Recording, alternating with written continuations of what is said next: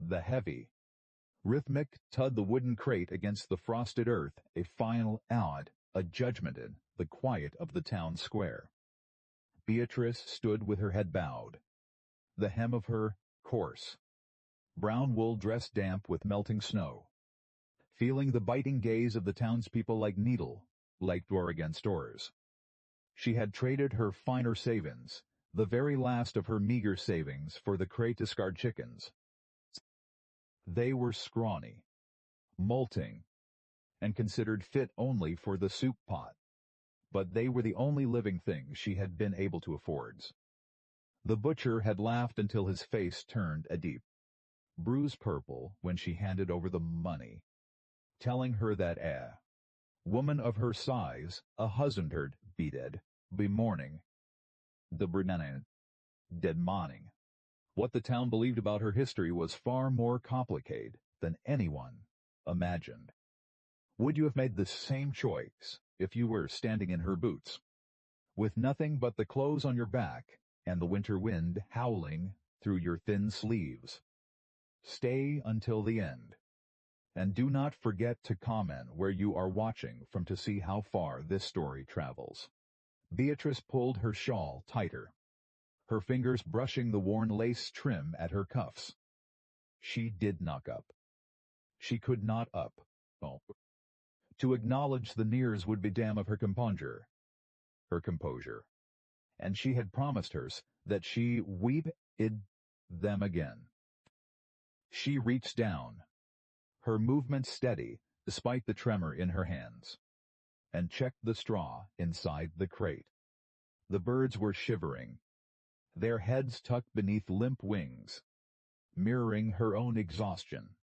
A group of men leaned against the general store, their breath pluming in the frigid air like miniature storms. One of them, a man with a sharp chin and eyes that lacked any warmth, kicked a pebble toward her feet. It struck the wood of her crate, a sharp crack. "Tell me, Beatrice," the man drawled, his voice carrying clearly across the square. "Do you plan to eat those wretched things? Or are you hoping they will lay a golden pay your rent?" The laughter that followed was dry and mean. Beatrice did not respond. She bent lower, adjusting the latch to ensure the crate was secure. She had learned long ago that silence was the only armor she possessed. The weight her body, which the town saw as a mark of laziness, was merely the shape of a life lived in constant, hungry in, carrying burdens others refused to acknowledge. She lifted the crate. It was heavier than it looked, the wood biting into her palms. But she set her jaw and began the long trek toward the edge of town, where the trees grew thick and the land belonged to no one but the wind. Her legs burned. Every step felt like a betrayal of her own strength. But she knew she could not stay in the village square. If she stayed, the shame would settle into her bones like frost. She walked past the livery stable, past the last of the wooden houses, and into the shadow of the mountain pass. The air grew colder here, pine, scented and sharp. She had no destination, only a desperate need to find a patch of earth that did not judge her existence. As she moved into the deepening twilight, the temperature dropped rapidly. The birds began to make soft, frantic noises, their distress echoing her own. She stopped, leaning against a towering pine, her chest heaving. A sudden, terrifying thought gripped her. She was alone in the mountain foothills, with no fire, no shelter, and no promise of tomorrow. The reality of her decision clawed at her throat. She had used her last penny, and for what? A dozen birds that would perish before dawn. She sat down on a mossy rock, the cold ground seeping through her skirts. She placed the crate beside her and touched the bars with a trembling finger. "I am sorry," she whispered the shadows, her voice a soft, fractured sound. I thought this was the way. She expected the silence of the forest to be her only reply. But then she heard it, a heavy, crunching sound of boots against packed snow. It was slow, deliberate, and powerful. It did not sound like the light, mocking footsteps of the townspeople. It was the sound of a predator moving with intent. Beatrice froze. She pulled her shawl over her head, tucking her braids out of sight, and held her breath. The sound grew closer, then stopped just beyond the reach of moonlight. She looked up, her heart hammering against her ribs, and saw a figure standing among the trees. He was massive, a silhouette that seemed to swallow the light of the moon. He was a mountain, a man, his shoulders broad and thick, his beard a dark, tangled mass against his chest. He stood perfect still, his eyes fixed not on her face, but on the crate at her feet. She did not move. She could not. She wondered if he was a hunter, a hermit, or something else entirely. The man shifted, and the movement caused the moonlight to catch the rugged textures of his deer-hide vest. Rise. He took a step forward, and the sheer scale of him made the forest feel small. She waited for him to speak, for him to ask her what a woman alone was doing in the dark. But he only watched her with a gravity that made her skin priss. Why did the mountain man step out from the shadows of the woods just to stand in silence as she shivered in the cold? The man remained a silent, looming presence, his breathing slow and measured, barely audible against whistle of the wind through the pines. Beatrice clutched the edge of her skirt, her knuckles white. She waited for a demand, a critique, or a command to leave. But the stranger simply reached up with a gloved hand and adjusted the heavy strap of satchel across his massive chest. His gaze drifted from the crate to her face. White, dark curtain of his beard. He did not seem surprised to find a woman alone in the wilderness. He seemed instead to be measuring the weight of her desperation. "Canary, the frost is coming," he muttered finally. His voice was deep, resonant, and gravelly, like stones shifting deep within a riverbed. It was the first time she heard a man speak to her without a trace of mockery. Beatrice tried to find her voice, but it caught in her throat. She nodded, her chin dipping toward her chest. "I have nowhere else to go." The man looked toward the higher ridge where the timberline twos was. Without another word, he reached down, his hand, calloused and enormous, wrapped around the handle of the crate, ease that the weight seemed to vanish. He did not look her again, but turned and began to walk, his stride long and purposeful. He expected her to follow. Beatrice scrambled to her feet, her legs stiff from the cold. She stumbled, catching hers on a low, hanging branch, and hurried after him. The forest was treacherous in the dark, with hidden roots and slick patches of ice. But the stranger moved with an uncanny grace, avoiding the hazards as if he knew every inch of the mountain by heart. She trailed him for what felt like hours. The only sound of his heavy boots, the frantic, soft rustle of the birds in the crate he carried. Eventually, the trees began to thin, revealing a small, hidden meadow cradled by granite cliffs. In the center sat a cabin, constructed from raw, dark logs that seemed to have grown directly from the earth. A thin wisp of smoke spiraled from the stone chimney, promising a warmth she had not felt in weeks. He reached the door, pushed it open with his shoulder, and gestured for her to enter. Inside, the cabin was sparse and functional. A fire crackled in the wide hearth, casting flickering orange light against the walls. The air smelled of wood smoke, dried sage, and the sharp, clean scent of cedar. He placed the crate carefully near the hearth, away from the direct draft of the door, and then turned to face her. The interior light revealed the depth of the lines etched into his skin, the weariness that lived behind his flint-gray eyes. "You will stay by the fire." Not as a request, but as a simple fact of survival.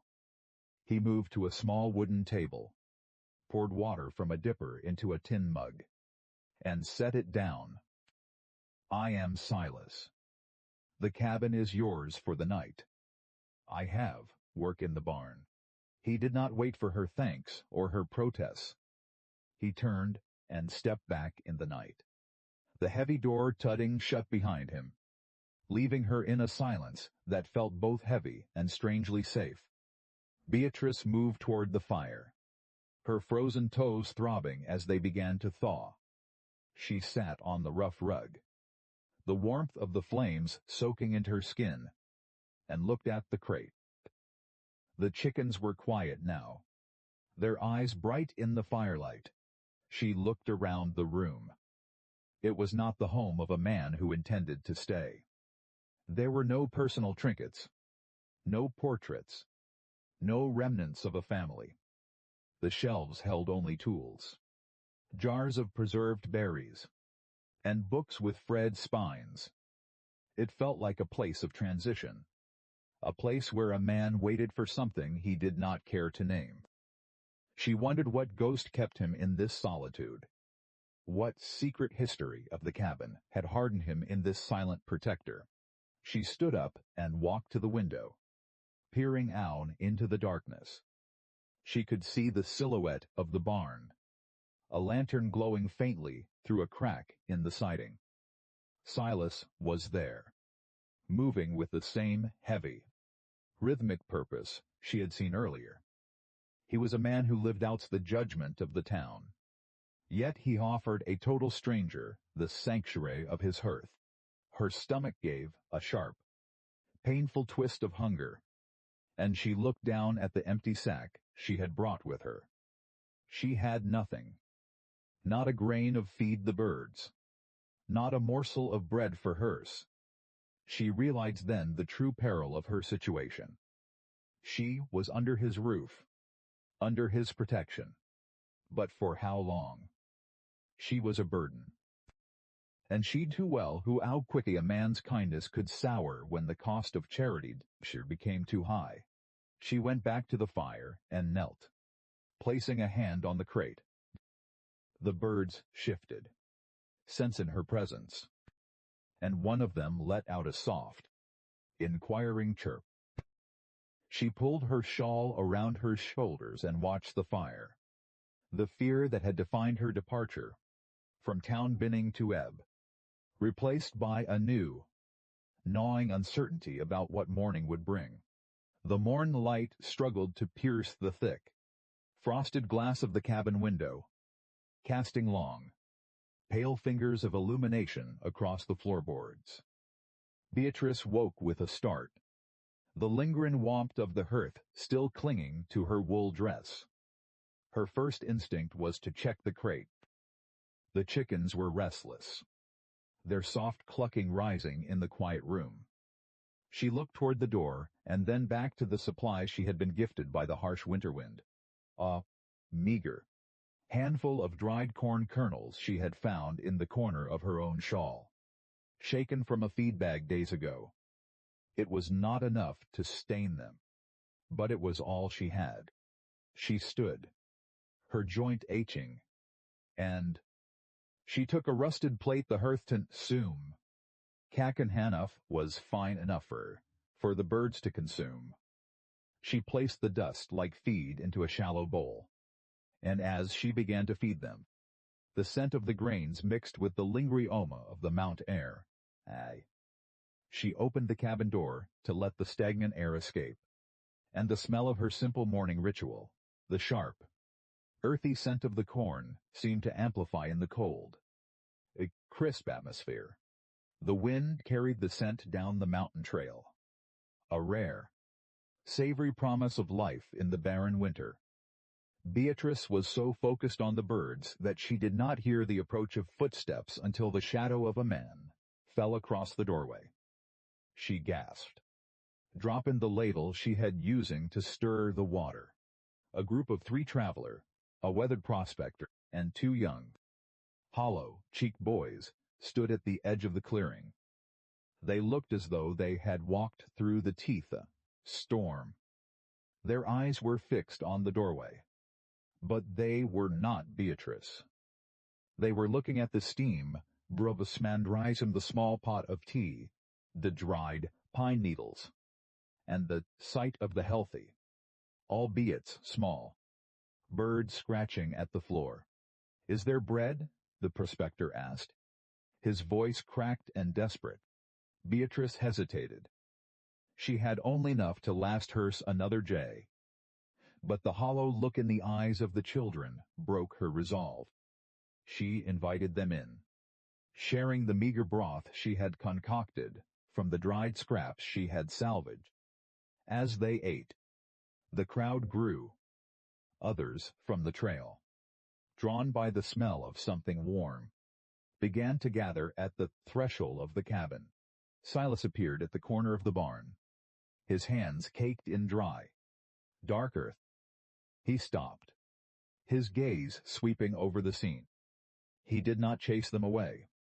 He stood back, his arms crossed over his massive chest, watching as Beatrice moved among the strangers with a grace he had not expected. She was not the downtrodden girl from the village square anymore. She was the heart of the home, providing warmth where there had been none. One of the younger children, a boy with soot-stained cheeks, reached out and touched the feathers of Lee Chicken, his eyes wide with a sense of wonder that Beatrice had forgotten could exist. "She is the lady with the living things," the boy whispered to the prospector. The prospector looked at Beatrice, his gaze lingering on her face for a moment too long. He frowned, his eyes narrowing in recognition. "I know that face," he muttered, loud enough for the room to fall into a sudden, brittle silence. "I saw her in the square before the frost. The one who spent her last copper on nothing." The atmosphere in the cabin shifted, the warmth of the meal curdling into suspicion. The onlookers, each other, their expression hardening. They had come for heat and food, but now they saw a woman they had been told to dismiss. Beatrice felt the familiar weight of their judgment settling upon her shoulders. She looked towards Silas, pleading silently for him to intervene. But he remained in the doorway, a stone pillar against the biting wind. She stood tall, smooth her apron, her chin lifted despite the sting of the prospector's words. "These birds are my life," she said, her voice steady and clear, "and I have shared what little I have. You are welcome to warmth, but you will not speak of my worth in this house." The cabin fell silent. The prospector stared at her, his mouth agape, as if he had asked her to cower. Silas shifted his weight, his eyes flashing with a sudden, sharp intensity. He stepped into the room, his presence dwarfing the others. And the look he stopped the door, enough to man, stumble backward toward the door. Who was the prospector? And why did the sight of Beatrice stir such a dark, buried memory in his mind? The air between them crackled, that threatened to apart the sanctuary they had, to tear apart the sanctuary they had built. The prospector did not linger after the heavy silence. The room settled upon his shoulders. He gathered 2 boys with a curt, urgent tug on their coat sleeves. Eyes turned back at mountain trail. He turned back to the frigid mountain trail. The others followed, their heads bowed, moving with haste that betrayed their shame. Beatrice remained standing by the hearth, her heart hammering against her ribs like a trapped bird. She felt the lingering sting of the prospector's recognition. a cold reminder that the past she had fled was not as distant as the mountain peaks. When the last of the tralla had vanished, the tree line, Silas stepped forward and closed the heavy door, throwing the iron bolt into place. He did not speak, but he moved to the fire and began to stir the embers, his movements methodical and calm. He was a man who understood the weight of being known, and he clearly saw the tremors still coursing through her fingers. "He does not know," Silas murmured, his voice low and vibrating through the floorboards. "He only knows the version of you he saw in the square. That is a mask, not a life." Beatrice turned to him, the reflection of the fire dancing in her tear, bright eyes. "It is not a mask if the world refuses to see anything else," she breathed, her voice trembling. "They see the size of me, the lack of husband, the lack of a fortune. They see a failure. And perhaps they are right." Silas stopped stirring the fire. He turned, the broad expanse of his chest blocking the light, casting her in the safety of his shadow.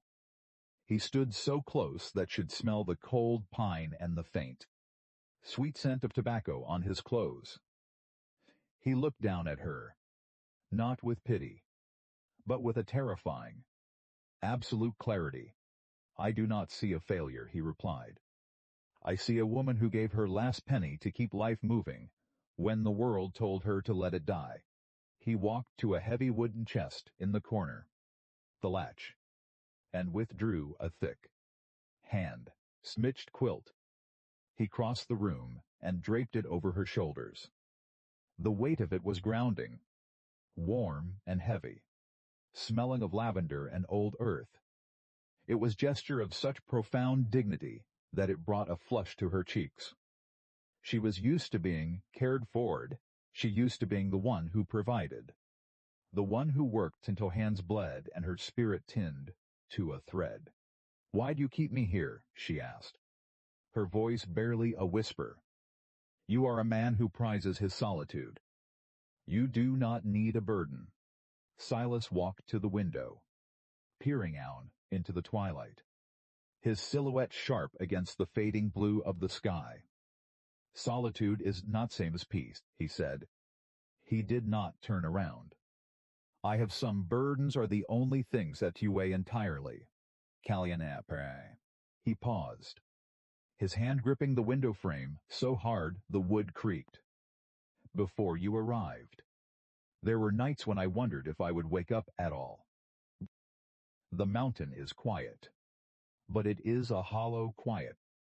Your birds, they changed the sound of the house. They brought life in a place that had become a tomb." Beatrice listened, her breath catching. She realized then that Silas was not merely a rescuer, he was a man who had been shattered by a life she could only guess at. A man who sought redemption in the simple act of protection. She wanted to ask him about the letters she sucked pine-toed near his bed. Why? The ones with the edges worn thin by constant handling. But the moment felt too fragile to puncture. Suddenly, a sharp, rhythmic pounding echoed against the cabin door. It was not the tented knock of a lost traveler. It was the heavy, insistent thud of someone who demanded entry. Silas moved toward the door with an animal-like stillness, his hand dropping to the heavy knife sheathed at his belt. Beatrice clutched the quilt tighter, her heart plummeting. She prayed it was not the prospector returning with more questions. Or worse, the men from the village who laughed she bought the chicken when she bought the chickens. Silas pulled the door open, his frame filling the frame, his face a mask of iron. A tall, thin man stood on the porch, his coat covered in snow, his face gaunt and twitching with a nervous energy that set Beatrice on edge. He held a crumpled piece of parchment in his trembly hand. "I am looking for a woman," the stranger declared, his eyes darting past Silas to settle on Beatrice. The one they call the bird keeper.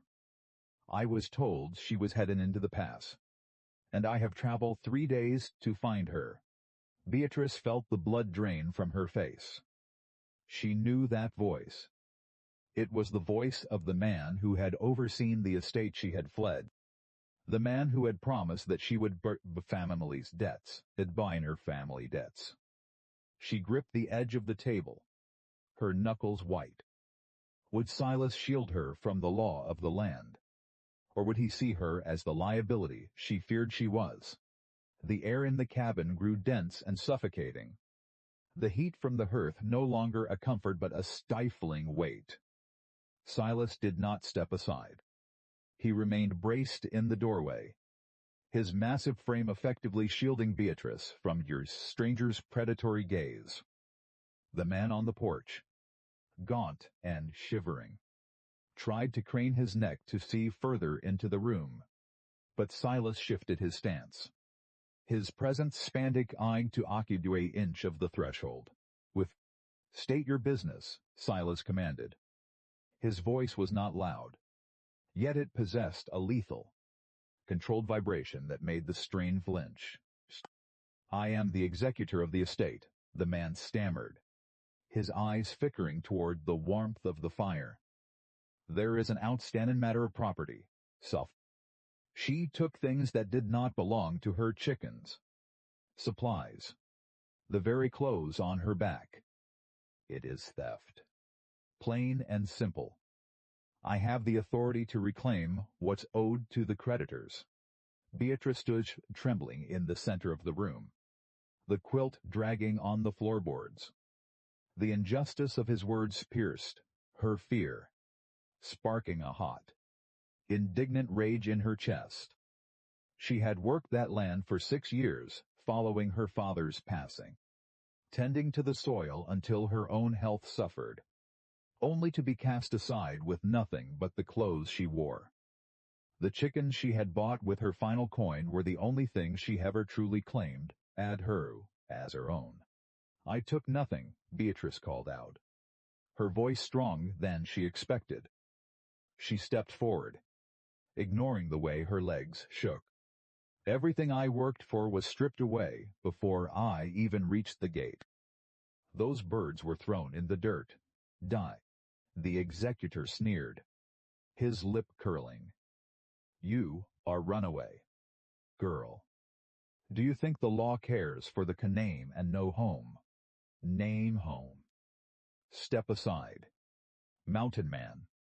This does not concern you." Silas did not blink. He stared at the man with a gaze so hollow and cold, it seemed to reach into the man's very soul. "This woman is under my protection," he said slowly, each word deliberate and final. "If you wish to lay claim to anything in this cabin, you will have to go through the wood and the stone.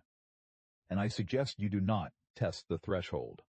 The executor opened his mouth to retort, but the sight of Silas's hand resting purposefully on the hilt of his belt silenced him. The threat was not shouted, yet hung in the air, heavy and undeniable, with a look of pure, impotent malice. The man stepped back in the swirled snow. "This is not over," he spat. "The valley is small. You can hide her forever." He turned and retreated in the dark, his footsteps quickly swallowed by the rising wind.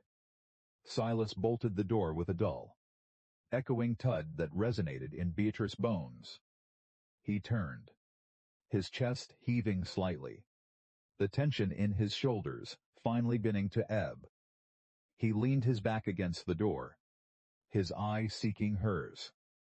In that moment, the stoic mask he wore slipped, revealing a raw, jagged edge of vulnerability she had never seen before. He walked over the table and sank onto a chair, placing his right arm, which had been hidden his vest, onto the wood. The sleeve was damp with something dark. Beatrice's breath hitched. She rushed to his side, her hands hovering tentatively over his arm. There was a deep, jagged laceration running from his elbow to his wrist, stained with pine resin and dried blood. "You are hurt," she breathed, her voice thick with sudden, overwhelming emotion. "You let him stand there and threaten us while you bleeding. You. Silas looked down at his arm, his expression almost detached. "It is a minor thing. A slip on the ridge while checking the traps before the storm." Beatrice did not listen. She moved with a purpose she had never known, gathering a basin of water, clean linens, and the dried herbs she kept for her birds. Her hands, usually fumbling with self-doubt, were now steady and precise. She cleaned the wound, her touch feather, like against his toughened skin. As she worked, she could feel the heat radiating from him, a testament to the sheer, stubborn vitality of the man. "You did not have to protect me," she whispered, her eyes fixed on the wound. "You have handed me over. It have been easier." Silas remained still, his breathing steadying under her care. "Easy is a luxury for people who have nothing to lose," he replied quietly. "I have lost too much." Beatrice. I'd stand by and watch another piece of world be taken by greed. He looked at Hen. Really looked at her, his flint gray eyes searching her face as if trying to memorize the architecture of her sorrow. Beatrice felt a sudden, terrifying shift in the air between them, a sense of fragile, burgeoning trust that felt more dangerous than of the executor. He was a man of shadows, and she was a woman of flight. Yet here they were, bound by the simple, profound act of healing. As she finished binding his arm, she noticed him looking toward the loft where he slept, then back to the fireplace. A question hung in the air, unspoken but heavy with intent. Would he remain in the main room tonight, or would he retreat to his solitude? She realized with a jolt that she did not want him to leave. She wanted to know, had caused him to his back on and up, and why the sight of his pain felt like a wound upon her own heart. Why did he keep his arm in a sling after the barn work? And what would happen if the executor returned with some... The silence of the cabin was profound, broken only by the rhythmic of pine logs. Beatrice finished securing the bandage around Silas's forearm, her fingers for a height against his warm, corded skin. He did not pull away. Instead, he watched her with a heavy, unblinking intensity that made her pulse flutter like a trapped moth. The air felt charged, as if the very walls of the cabin were pressing them closer together, forcing an intimacy that had not existed when the sun was high. Silas stood slowly, his height making the room feel sudden cramped. He walked to the hearth, the firelight catching the rugged, angular lines of his face. He seemed to be deliberating, his massive shoulders hunched if under visible burden. Cover. Finally, he turned, his gaze lingering on the closed door before moving back to Beatrice.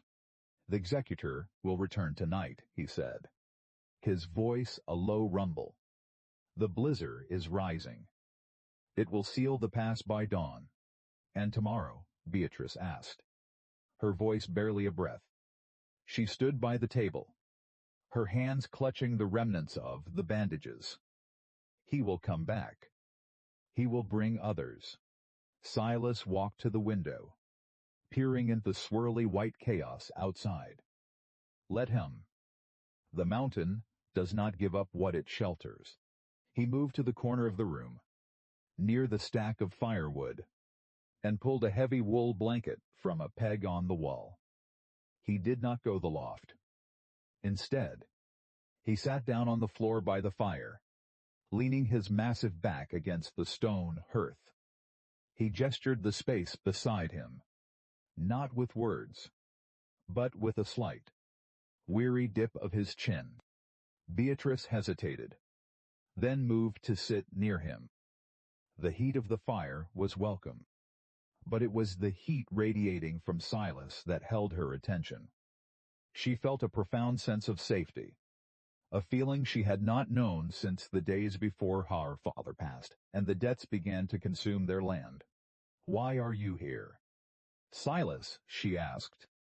Her curiosity override her reserve.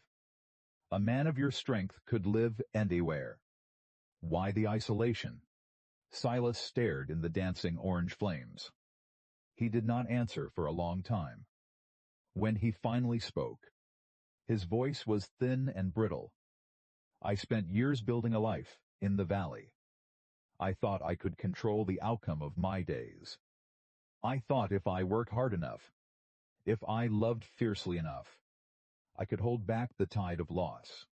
He paused, his hand moving subconsciously to the small, empty space on his wrist where a watcher might have once sat. "I was wrong. The mountain took it all. I came here to find silence that the world would not provide. I thought silence was the only thing that could not be stolen." Beatrice looked at him, her heart aching with a sudden, sharp recognition. She understood the weight of that loss. She had spent years trying to fill the void left by her own family, filling her home with work and duties until she had nothing of hers. "You did not find silence, did you?" she whispered. Silas looked at her, and for the first time, she saw a flicker of something raw and exposed in his gray eyes. "No. I found that the silence only makes the memories louder.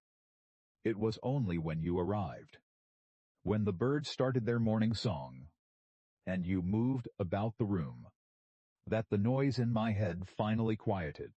He turned his head toward her, his expression softening. "You brought a different kind of noise, Beatrice. A kind I did not know I needed." The confession hung between them, heavy and sweet. Beatrice felt a blush crawl up her neck. She had always believed that her presence was a burden too much, too loud, too large for a world that demanded quiet, thin, unobtrusive lives. To hear that her very existence had brought peace to a man like Silas was a revelation that threatened to break her composure. She reached out, her hand hovering near his, and he covered her fingers with his own. His hand was enormous, rough with calluses and scars, but his touch was incredibly gentle. She felt the strength of him, the absolute, unyielding promise of protection in the way he held her hand. It was a silent vow, more potent than any spoken oath. They sat there for hours, the firelight dimming, the wind howling against the logs. The storm outside was a monster, but inside, the world had narrowed down to the space between them. For the first time, Beatrice did not fear the future. She feared only the moment when she would to step back in the world that didn't know worth. "Tomorrow is the town fair," Beatrice murmured, the thought suddenly crossing her mind. She had forgotten the date in the wake of the executor's arrival. "They will expect me to be there, to be the target of their sport." Silas tightened his grip on her hand. His jaws set into a hard, rigid line. "You will not be there," he said, his voice flat. "And if they come looking, they will find that I am not the quiet hurry, remember." He looked at her, his eyes dark with a protective fury. "We will be hiding anymore, Beatrice. We will waiting." The blizzard did not relent. Instead, it grew a howling gale that shook the very foundations of the cabin. Snow piled against the door in great, sweeping drifts, sealing them within the stone, cold embrace of the mountain. Beatrice awoke to the sound of the wind, a lonely, mournful whistle that resonated in her chest. She sat up on her makeshift bed, realizing with a start that Silas was already gone. The space beside the hearth was empty, his heavy coat missing from the peg. A deep sense of unease settled in her stomach. She went to the window, scraping away the frost with her fingernail. The world outside was a swirling wall of white, visibility reduced to a few feet. Silas had gone out into this to check the livestock, to ensure the coop was still stand against the first set of the wind.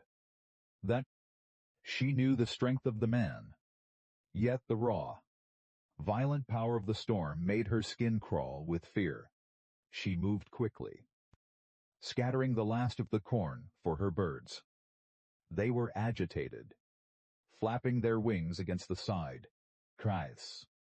She spoke to them, her voice a soothing anchor, but her eyes were fixed on the heavy oak door. An hour passed. Then, too, the wood of the cabin creaked and groaned under the pressure of the snow. Beatrice wrapped the heavy quilt her shoulders and stood by the door, her hand hovering over the iron latch. Then she heard it, a heavy, dragging sound, followed by a rhythmic thud against the wood. She threw the bolt and pushed against the drift. It was heavy, but with a surge of adrenaline, she cleared enough snow to reveal Silas. He was slumped against the doorframe, his face caked in ice, his breathing labored and ragged. He had been carrying a heavy log, likely to reinforce the coop, and he had clearly been caught in the worst of the squall. Beatrice pulled him inside, her strength surprising even her as she hauled him toward the hearth. He was shivering violently, his teeth chattering with a sound like clacking stones. She wasted no time, stripping off his heavy, frozen outer layer and wrapping him in blankets. She stoked the fire until it roared, the heat beginning to pulse through the room. "Silas," she whispered, her hands frantically rubbing his arms to restore circulation. "Why did you go out?" It was too dangerous. He looked at her, his eyes unfocused and swimming with exhaustion. He raised a hand, his fingers trembly as he touched her cheek. The flock. They were in the path of the drift. If the shed lapsed, they have been lost. His voice was a mere rasp, broken by the cold. Beatrice felt a lump rise in her throat. He had nearly lost his life in the storm, not for his own survival, but for the sake of the birds she had brought into his home. He had prioritized her small, fragile world over his own safety. "They are just chickens," she sobbed, the tears finally spilling over. "You are worth 1,000 flocks. You cannot risk yours like this." Silas managed a weak, slop-sided smile, the dark beard matted with ice. "They are not just chickens, Beatrice. They are the reason I have a fire tonight. They are the reason you are here." He fell into a shallow, fitful sleep, his fevered brow damp with sweat. Beatrice kept a constant vigil, applying cool cloths to his forehead and feeding him small sips of water. She realized then that the bond between them had deepened far beyond gratitude. It was a tether, an emotional dependence that felt as ancient as the mountain itself. She sat by him for hours, watching the way his chest rose and fell, her heart aching with the fear of losing him. She began to wonder what he had meant by his final before sleep. He had spoken as if his own life was secondary, a commodity to be spent for her protection. She looked at his hands, scarred and calloused, and realized that he had been protected evermofin, but for years. As the storm finally began to lose its howl, a new, sharp sound cut through the silence of the cabin, the sound of wood splintering, not from the wind, but from a deliberate, heavy blow at the door. Beatrice stiffened, her hand tightening on the poker from hearth. "Maud, The executor had returned, and he had brought the cold, hard weight of the law with him. But as the door groaned under the force of an axe, she realized it was not the executor. It was the sheriff from the town. His face grim and set with a resolve suggested he not here to take her back, but to deliver a final, crushing ultimatum. What could the law possibly want with a woman who had already lost everything? And why did the sheriff look at the sleeping, injured mountain man with such profound, unmistakable sorrow? The sheriff stood in the doorway, his badge dull against his heavy wool coat, his eyes traveling over the scene with a heavy, leaden expression. Behind him, two deputies stood stone statues, their hands resting on the butts of their sidearms. The cabin, usually a sanctuary of soft light and safety, suddenly felt like a cage. Beatrice gripped the iron poker, her knuckle white, standing between the intruders and the pallet where Silas lay in a fitful, fevered. "Stand aside, miss," the sheriff said, his voice devoid of the usual town mockery. It was the tone of a man performing a task he despised. "We are not here to drag you back to the estate. That matter was settled an hour ago, when the executor's claims were found to be forged." Beatrice did lower the poker. "Then, why are you here? Why break down the door of a man who is dying of the cold?" The sheriff sighed, a cloud of vapor escaping his lips. He gestured to the two men behind him, who began to haul in crates of supplies and fresh firewood, stacking them near the wall. "We are here because mountain no longer safer on Idru.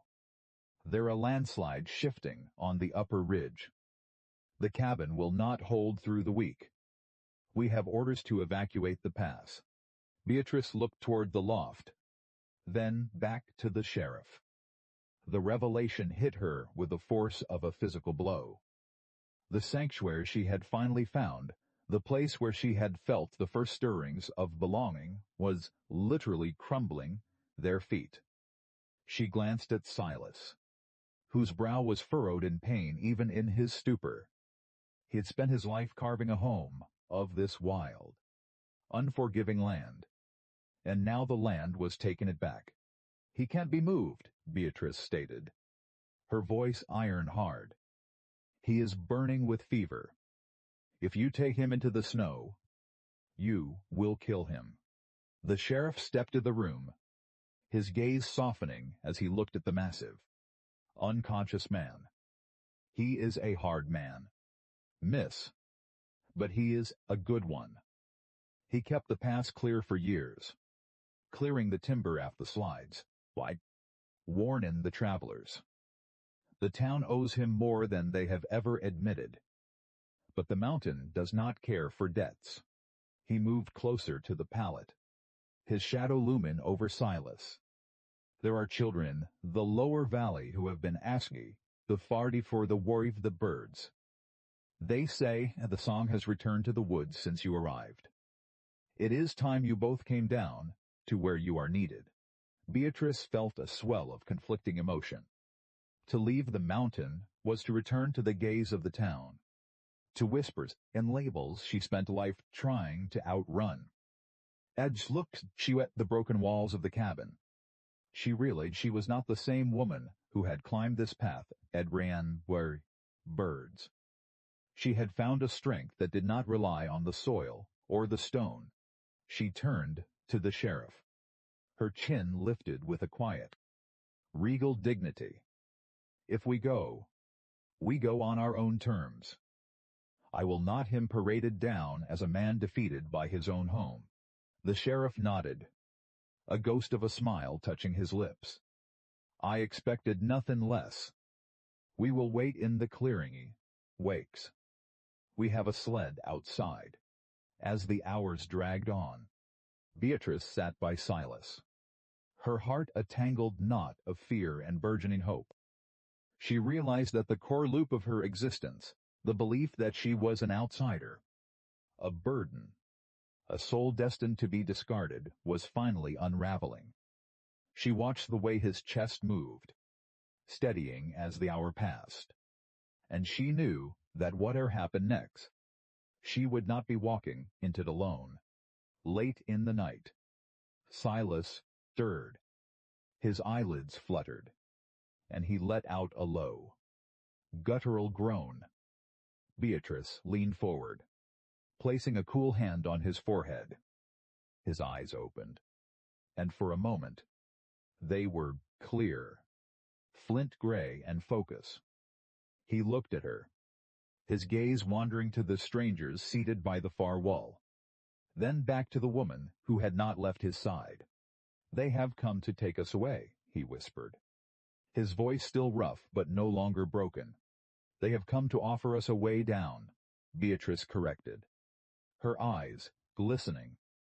"The mountain is changing. Silas, the sanctuary is gone." Silas reached up, his large, calloused hand gripping her wrist. It was an anchor, a claim, and a promise all at once. "It is not the wood and the stone that make a home." "Beatrice," he murmured, his voice gaining strength, "I have spent years building walls to keep the world out, only to find that the only thing worth protecting is the life you bring into the room." He tried to sit up, wincing at the movement, but Beatrice pressed him back down. "We are not going anywhere until you are whole," she declared. She looked toward the door, where the shadows of the deputies flickered against the wood. She had a sudden, what if Silas's recovery was not troubles, the end of their troubles, but the beginning of a life they were not prepared to face? What awaited them in the town that had already cast them out? And was their bond strong enough to survive the scrutiny that Hon saw what Juanis? The morning brought a cruel, biting clarity. The mountain, which had once felt like protective fortress, now looked like a jagged, crumbly threat. Beatrice helped Silas to his feet, her shoulder tucked firmly beneath his arm, bracing the massive weight of him. He was weak, his movements fluid but lacking their usual granite-like stability. Yet he refused to lean entirely upon her. He moved with a stiff, deliberate pride, his gaze fixed on the doorway where the sheriff waited. Outside, the air was crystalline and lethal. The landslide had scarred the slope, a tongue of dark earth and twist timber stretching down toward the valley. Beatrice looked back at the cabin one last time. It was a shell a home, yet it held the memories of the only time she had been seen for who she truly was. She felt a phantom tug at her heart, the fear of losing the anonymity that had, in its own way, provided a strange sort of freedom. "It is only wood," Silas murmured, sensing her hest. He gripped her hand, his palm rough and searingly warm against her cold skin. "The mountain will reclaim it, but it cannot reclaim what we found inside." They walked toward the sled, a sturdy wooden structure lined with firs. As they passed the deputies, the men tipped hats with a respect that was entirely new to Beatrice. The town had heard of the executor's failure, and in their own way. The sheriff's men had brought the narrative of the discarded girl had been shattered. The journey down was silent, punctuated only by the scrape of the sled runner against the frozen crust of the snow. As they descended, the air grew heavy with the scent of pine needles and wood smoke from the village below. Beatrice felt her heart hammering against her ribs. She was not the same woman who had left that square. Her dress was tattered, her shawl was frayed, and her pockets were empty. Yet she felt a weightless quality to her spirit, could not explain. When they reached the edge of the town, the streets were unnaturally quiet. People stepped onto their porches, their faces a mix of curiosity and something approaching shame. The butcher, the man who had laughed at her in the square, stood by his shop with his apron stained by the morning's work. He looked at Beatrice, then at the towering, silent man at her side, and he bowed his head, turning back in the shadows of his store. The sheriff led them to a small, vacant cottage at the far end of the street, tucked away near the tree line. It was modest, but it possessed a solid foundation, a chimney that looked capable of holding a real fire. It was not a grand life, but it was a beginning. "This place belongs to the town now," the sheriff said, handing a heavy iron key to Beatrice, "but has sat empty for years. We would be grateful if someone with a bit of heart moved back into it." Beatrice took the key. It felt cold and significant in her hand. She turned to Silas, who was watching her with an expression of profound, guarded. He was waiting to see if she would walk away, if she would choose to rebuild her life in the place where she had been humiliated. "I am not going back to the way things were," Beatrice said, her voice carrying across the small yard to the handful of onlookers. She looked at the butcher's shop, then back to people gathered in the street. "I am going to keep my birds, and I am going to build a life here. If you want to know me, you will have to see me for who I am, not who you decide I was." The town remained silent, but it was a thoughtful, heavy silence. Beatrice turned and unlocked the door. The interior was dusty, but it bright with light of the setting sun. She stepped inside, and for the first time, she did not look back. She turned to find Silas standing in the doorway, his massive frame blocking the light, his gray eyes searching the room. This new reality, reconcile this new reality with his past. He had spent years in the shadows, and now he was standing in the middle of a life. "Why did you choose to stay, Beatrice?" he asked, his voice low and searching. "You could have gone anywhere. You could have left the mockery of this place behind forever." Beatrice walked over to him, reaching up to a stray lock of dark hair from his forehead. She saw the uncertainty in his eyes, the remnants of the man who had been shattered by the loss of his own home. "Because," she whispered, her heart swelling, "I realized that the only way to heal the past is to stop running from it. And because, Silas, I am not alone anymore." But as she spoke, a shadow passed over the window, a figure she recognized from the village, holding a letter that looked far too official for a casual visitor. The town was finished with them, and she feared that the peace they had found, the eye of a coming storm. What was the town messenger bringing? And would they even dissolve before they had begun settle? The knock at the door was sharp and insistent, rhythmic tapping that cut through the fragile Beatrice had only begun to savor. She looked toward Silas, who stood near the hearth, his hand instinctively gravitating toward the heavy iron fire, poker. He was a man who had lived in the wilderness for so long that he viewed every uninvited presence be neutralized at squapper. Beatrice stepped forward, placing a gentle, restraining hand on his arm, and moved to the door. When she swung it open, she found the town clerk, a man whose face was a map of nervous wrinkles, clutching a sealed envelope with a wax seal that bore the banno. He did not meet her eyes, choosing instead to stare at a patch of frost on the porch. "A summons," the clerk murmured, thrusting the paper in her hand, before turning and walking away with a brisk, wives, unnatural haste. Beatrice unfolded the document, her heart sinking as she read the precise Lupin script. It was a formal challenge to the deed of the property she now occupied, filed by the remaining creditors of her father's estate.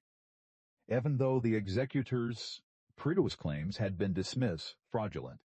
The law was a slow, grinding machine that did not care for the nuance of her survival. She stood in the doorway, the cold biting at her ankles, feeling the weight of the paper like a leaden anchor. She retreated inside and handed the document to Silas. He scanned the lines, his brow furrowing, his eyes flashing with a dangerous, dark fire. He did not speak, but the way his muscles bunched in his coarse shirt signaled a simmering, volatile rage. He looked at the paper, then at the small, drafty cabin, and finally at Beatrice. They want to take this, too, he stated, his voice a low, gravelly. They want to see if I will fold, Beatrice replied, her voice steadying as she felt a strange, new sensation rising in her chest. It was not the crushing despair of the past, but a fierce, protective defiance. She had survived the mountain, the hunger, and the cold, and to Byron the future by a piece of her. Want? She walked to the small table and sat down, her back straight. Let them come. I have nothing left to lose. Silas. That is dangerous thing for them. Silas watched her, his expression shifting from anger to a profound, quiet admiration. He walked over and sat across from her, his presence making the small table feel like a fortress. He reached into his pocket and pulled out a small, worn leather pouch, the only thing he had brought down from the mountain. He emptied its contents on the table, a collection of old, yellowed letters held together by a fraying ribbon. I have never shared these, he said, his voice barely a whisper. These are the letters my wife wrote before. The fever took her. I kept them because thought they were all that remained of my lie. He looked at the letters, his fingers tracing the edge with a tenderness that made Beatrice's heart ache. But looking at them now, they are just paper. The love she held for me does not live in the ink. It lives in the way I choose to walk through the world. He pushed the letters toward her. I have enough saved, from my years of trapping and logging, to pay the legal fees for this property. It is not much, but it is enough to make a stand. Beatrice looked at the letters, then at the mountain man who had bared his deepest, most guarded secret to her. The intimacy of the gesture struck her more deeply than any declaration of love. He was entrusting her with the remnants of his past, a past he had been guarding for years, as if it were a holy relic. She realized with a jolt that he was not protecting. He was letting her in, allowing her to see that they might build something, so that nine the hender might read the twain, hon kynur. Shepherd. You should not spend your savings on me, she said softly. It is not for you, Beatrice, he replied. His gaze locked on hers with a piercing tensity. It is for us. I have spent a long time being a ghost in the mountains. I am ready to be a man again. The air in the room with magnitude, his admission. Beatrice reached across the table, taking his hand in hers. His skin was warm, vibrant, and alive.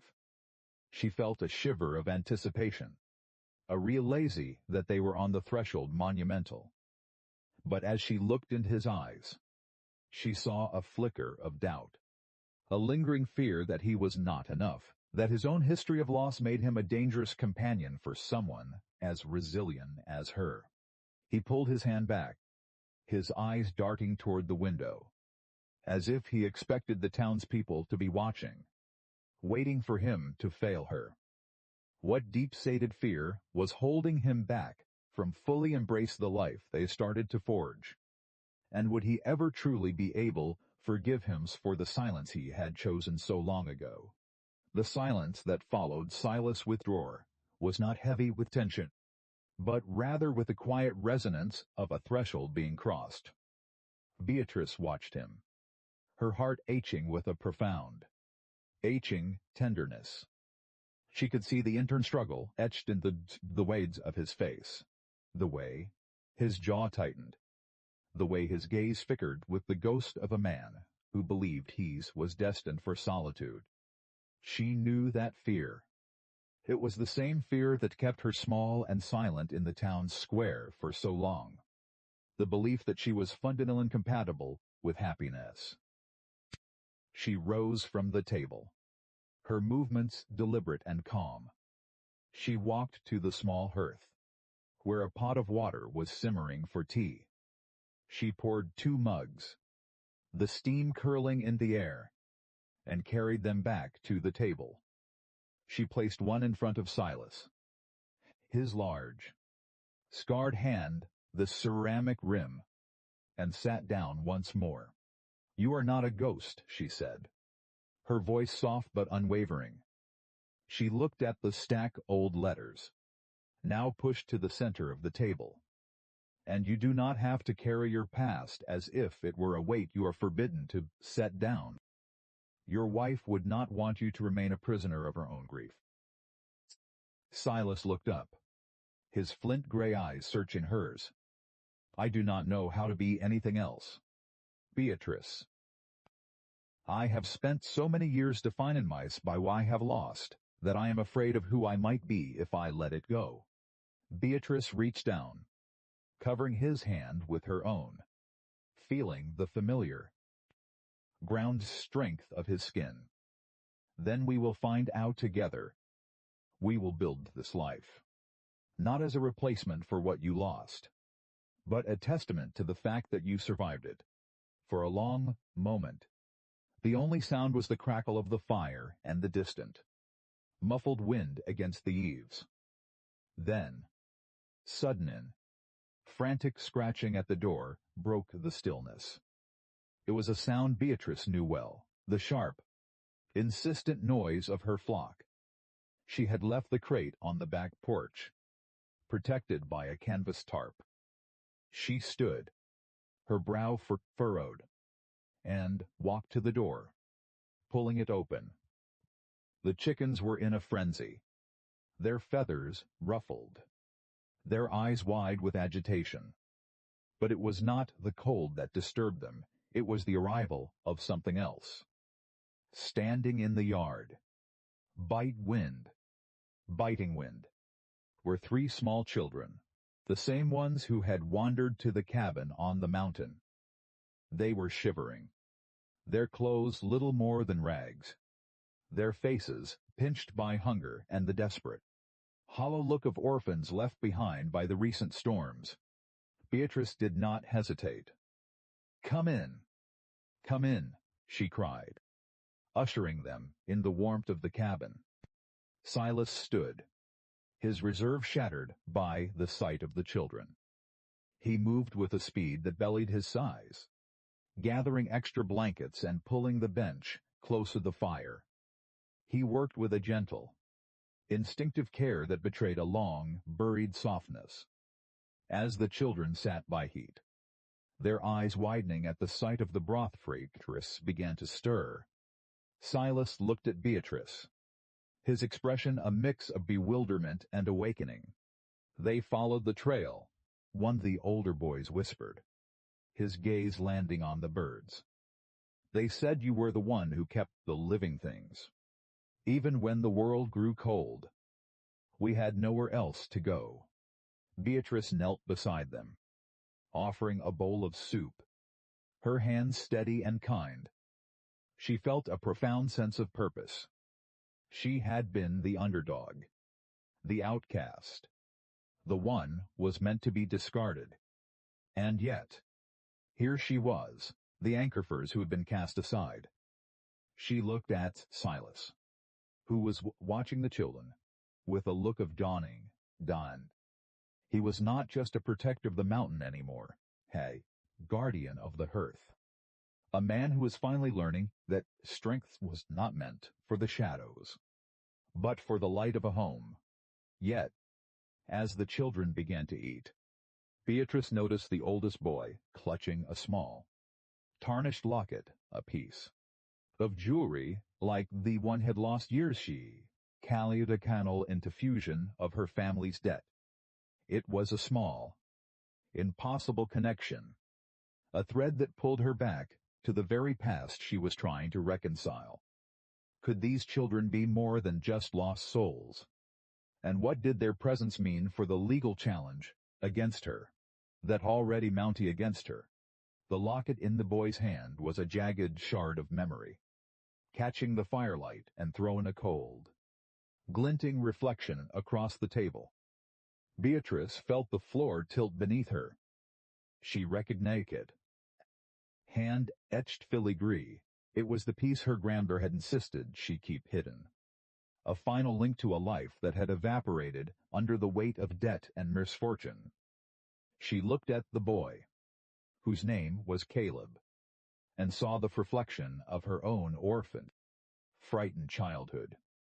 He was not merely a wanderer, he was a silent testament to the very upheaval she had tried to leave behind.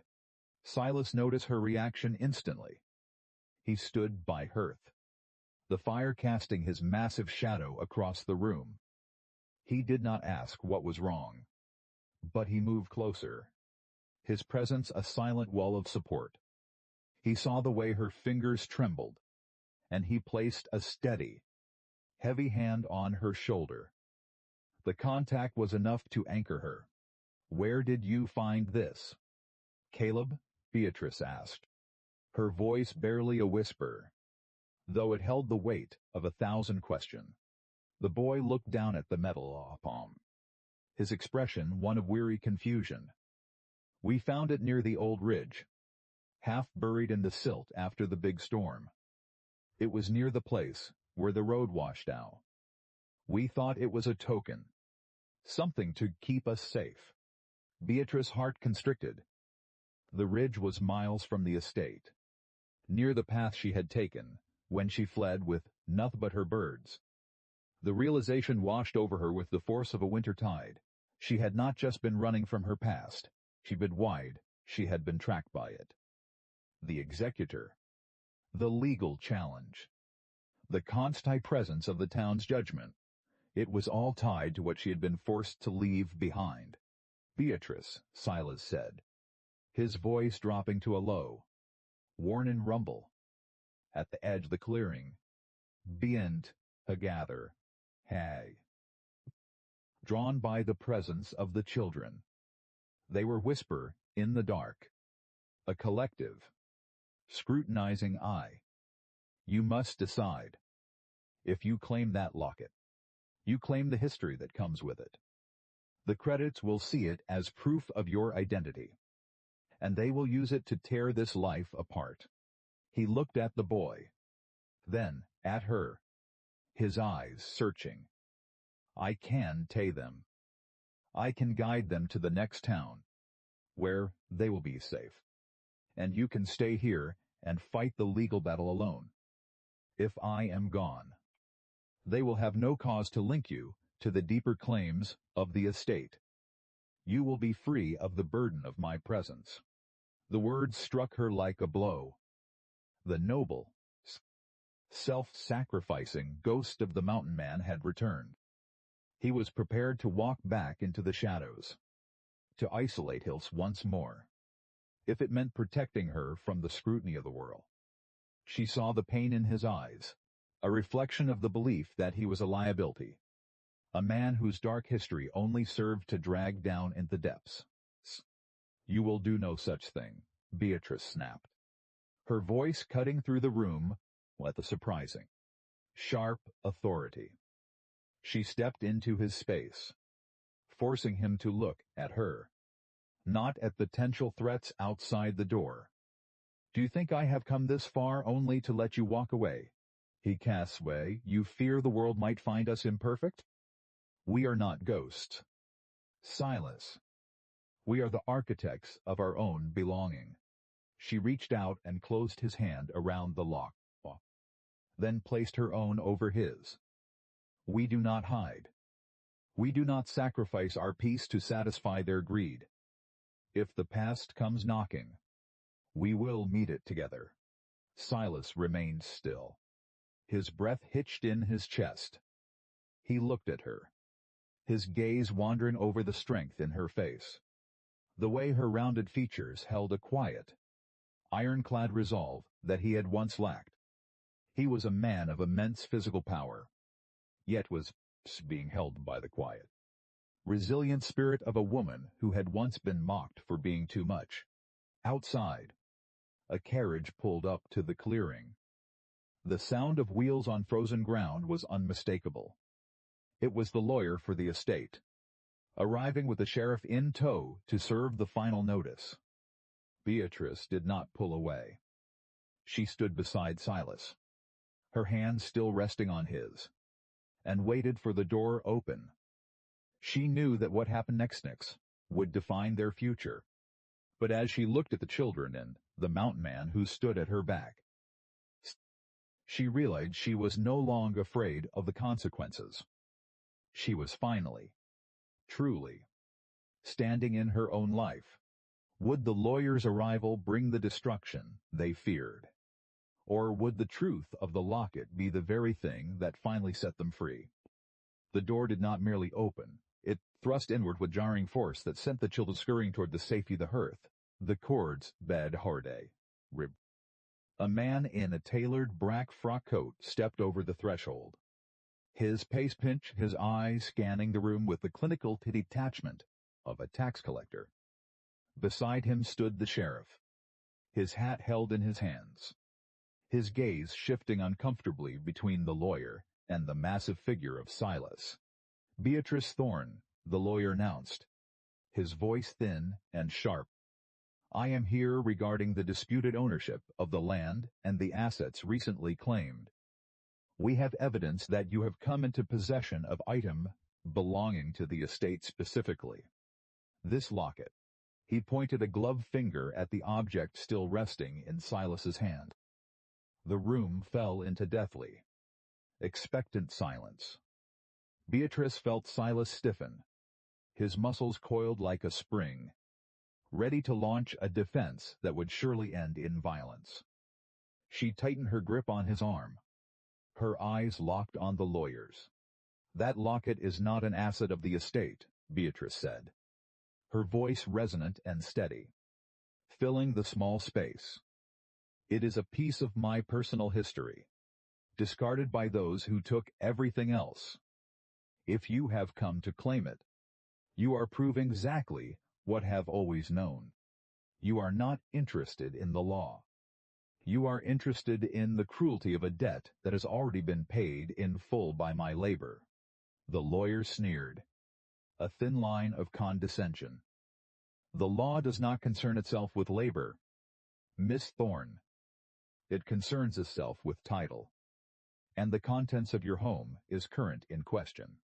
Silas took a single, heavy step forward. He did not speak, but the simple move was enough to make the lawyer to try. His polished shoes scuffing against the threshold. Silas' presence was a physical wall, a testament to a life that had survived the most brutal elements. And the lawyer recognized, for the first time, that he was not dealing with a defenseless girl and a hermit. He was dealing with a force in the crucible of resilience. Schweitzer der Schere. The title is irrelevant, Silas rumbled, his voice low and vibrating. This house supported by the sweat of a man who has no interest in your papers, and is warmed by the heart of a woman who has earned every board and nail through her own grace. If you wish to serve a notice, serve it to the mountain, for that is the only judge who will hold sway here. The sheriff cleared his throat, his expression shifting from ice to a strange, quiet respect. He had watched Beatrice in the town square. He had seen the way Silas had weighed the mountain, mides, and he had seen the find and shelter in their home. He stepped forward, placing a hand on the lawyer's shoulder. "The case is dismissed," the sheriff said, his tone final. "The executor's fraud has been verified. Miss Thorne owes nothing. And if I see near this property again, counselor, I will find a reason to hold you for harassment."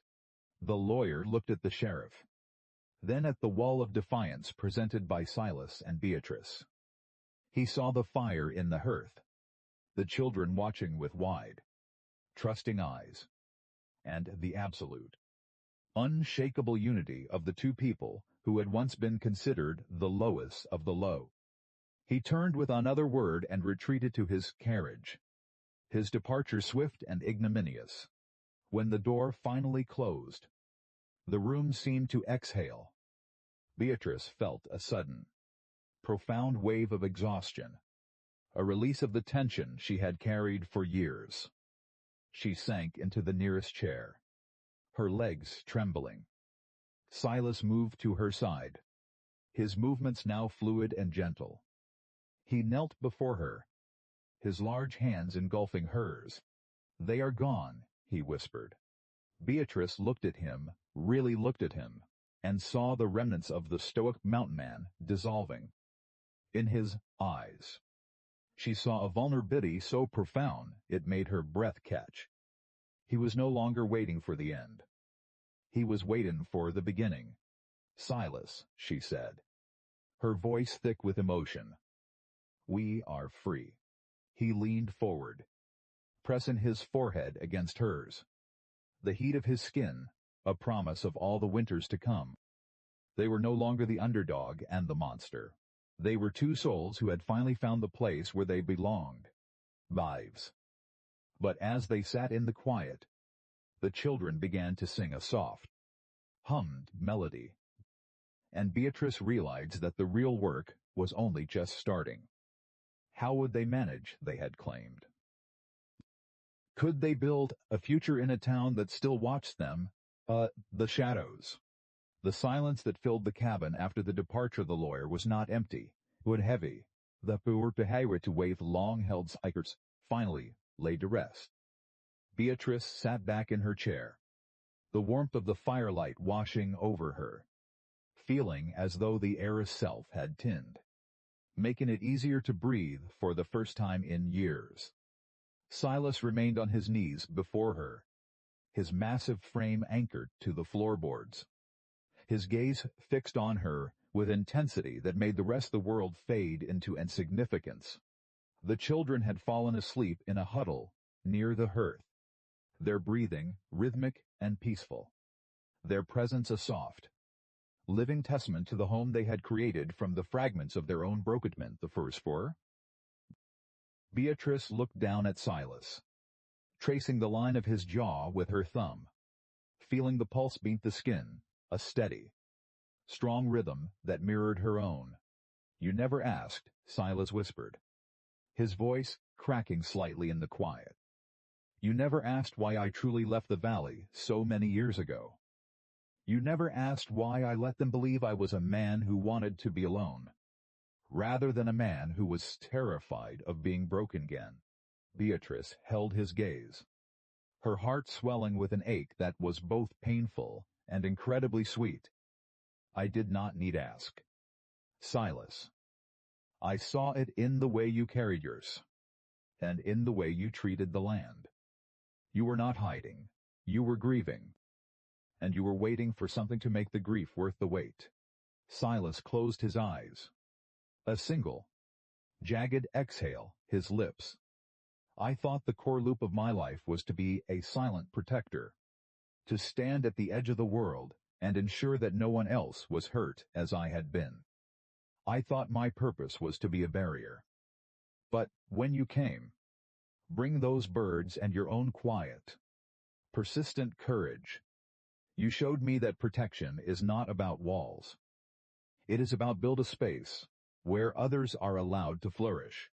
He reached into his vest, pulling out a small, intricately carved wooden bird when he thought she was watchway, with its quiet hours when she was not watching. It was a replica of her favorite chicken, detail and delicate, a masterpiece of patience and hidden, yearning love. He placed it in her palm, his fingers lingering against hers. I kept the truth of my past a secret because I feared that if you knew how deep the scars went, you would see me had than I saw us to be, he confessed, his voice thickening. But you saw through the mountain, Beatrice. You saw the man underneath. Beatrice took the wooden bird, the texture smooth and worn from his hands. She realized that the core loop of her own journey, the belief that she was defined by her weight, her poverty, and her status as a runaway, had been shattered not by a grand gesture, but by the quiet, daily persistence of Silas' presence. He had validated her existence every single morning by simply acknowledge her presence at his table. She realized then why the chickens had been discarded, and why she had chosen them. They were the unwanted, the forgotten, the ones deemed useless by a world obsessed with perfection. She and Silas were the same. They had been discarded, but in finding each other, they had become the architects of their own redemption. We are not the people we were when we met on that ridge, she said. Her voice filled with a profound, quiet power. The world may still see us as the mountain man and the girl who bought the castaways. But that is their story, not ours. Silas stood, perked her up with him. He was a mountain of a man, his strength now channeled into a gentle, protective embrace. He drew her close, his arms wrapping around her with a finality that signaled the end of their long, lonely seasons. He kissed her forehead, a lingering, reverent touch that spoke a long finding a void, finally find a voice. The mystery of their past was fully revealed. The fear of rejection had been replaced by the absolute, grounded reality of their connection. But even as they stood in the heart of their home, Windover View town was already beginning to wake. Why? The smoke from the chimneys rising to meet the dawn. They had won their battle, but they had yet to win their place in the world that was still watching, still judging, and still wondering what to do with a man and a woman who refused to be broken. Would they have the strength to hold on to this? Or would the pressure of the coming day force them to reconsider? They had only begun to claim Van Day on. The sun rose over the valley, painting the peaks in hues of soft gold and rose, a stark contrast to the harsh, biting grays of the winter that had defined their arrival. Beatrice stood on the porch of the small cottage, the cool air crisp against her skin, watching as the town below began its daily rhythm. The butcher was out sweeping his walk, and a few neighbors were beginning to tread the general store, Callaghan. She did not feel the familiar shiver of anxiety. Instead, she felt a profound, anchored sense of peace. She turned as the door creaked behind her. Silas emerged, his massive frame filling the doorway, his eye scanning the horizon not with the guardedness of a man expecting an attack, but with the quiet satisfaction of a man who knew he was home. He walked to her side, his hand finding the small of her back, a touch that had become as natural as breathing. The transition had not been sudden, nor had it been easy. There were still those in the village who looked at the massive mountain and the woman of substance with eyes full of questions. But the fear had dissipated. They were no longer the targets of the town's mockery. They were the figures of a quiet, stubborn resilience that the village had begun to lean upon. When the storms grew heavy, it was Silas they went to for advice on clearing the passes. When the local schoolhouse needed tending, it was Beatrice who organized the children, their laughter now a permanent of the local air. Beatrice looked down at the wooden bird resting on the railing, then back to the flock of healthy, vibrant chickens pecking in the yard. They had thrived beyond any expectation, just as she had. The birds were no longer the discards of the butcher's bin. They were the heart Ahori, a small, growing homestead that had become a sanctuary for those who had nowhere else to turn. "They are watching," Silas murmured, his voice a low, steady rumble. He gestured toward the town, where a few people had paused to look up toward the cottage. "Let them lie," her voice filled with a quiet, hard-earned dignity. "Perhaps they will learn that life not defined by what one loses, but by one chooses to protect." She leaned her head against his shoulder, feeling the solid, unshakable strength of him. The journey from the cold, lonely mount to this porch had tutored in heart, in whispered confidences, and in the quiet resolve to be enough for each other. They had faced the prospect of loss, the weight of their own pasts, and the judgment of a world that thrived on labels. And yet, they remained, the children, now dressed in clean, patched clothing, emerged from the cabin, their voices bright as they ran into the yard to tend to the birds.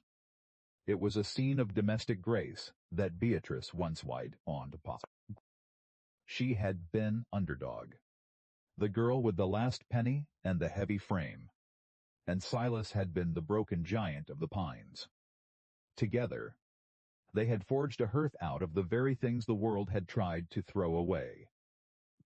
As the morning deepened, the town's bell rang, a clear, resonant sound that echoed through the valley. It's a sound that had once made Beatrice want to hide.